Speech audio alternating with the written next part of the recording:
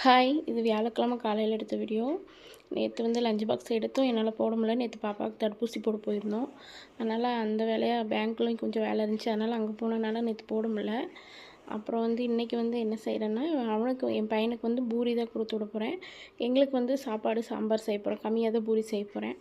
அதனால் பருப்பு கூடயே 2 உருளைக்கிழங்கு தோல் சீவி வேக வச்சிட்டேன். ஏன்னா நமக்கு சாம்பாருக்கு எடுத்துக்கலாம், பூரி கிழங்கு பண்ணிக்கலாம் அப்படின்ட்டு. அப்புறம் சைட்லேயே டீ போட்டுட்டு பாப்பாவோட பால் பாட்டிலெல்லாம் சுடுதண்ணியில் போட்டு கழுவி சுடுதண்ணியில் போட்டு எடுத்து வச்சுட்டு அதுக்கப்புறம் வந்து மாவும் பிணைஞ்சி வச்சிட்டேன் பூரிக்கு. அதுக்கப்புறம் வந்து எண்ணெய் ஊற்றி சோம்பு பட்டை கொஞ்சமாக போட்டுட்டு ஒரு வெங்காயம், ஒரு 3 பச்சை மிளகா, அந்த கிழங்கு கொஞ்சம் இனிக்கிறனால 3 பச்சை மிளகா, கருவேப்பிலை இதெல்லாம் போட்டு நல்லா வதக்கிட்டு, அரை தக்காளி, அப்புறம் வேக வச்ச உருளைக்கிழங்கு மட்டும் போட்டு நல்லா மிக்ஸ் பண்ணிவிட்டு கொஞ்சமாக தண்ணி ஊற்றி கொதிக்க வச்சிட்டேன். அவ்வளோதான். அவனுக்கு இதுவே காரமாக இருக்குன்னு கொஞ்சம் சாப்பிட மாட்டான்.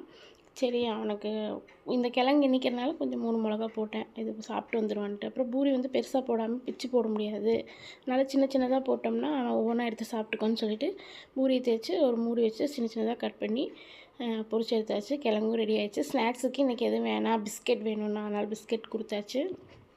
அப்புறம் போகிற அவசரத்தில் தான் எல்லாத்தையும் பென்சில் காணோம் அதை காணோன்னு எடுத்து வச்சுட்டு கிளம்பிட்டாரு. அவனை தாட்டி விட்டுட்டு தான் நாங்களே டீ குடித்தோம். நானும் பாப்பாவும் தோட்டத்தில் போய் கொஞ்சம் நேரம் உட்காந்துட்டு கொய்யா செடியெல்லாம் எதில் விட்டுருந்துச்சு அதை பார்த்துட்டு கொஞ்சம் நேரம் தோட்டத்தில் உட்காந்துட்டு வந்துட்டோம். சேனல் பிடிச்சிருந்தா சப்ஸ்கிரைப் பண்ணுங்கள்.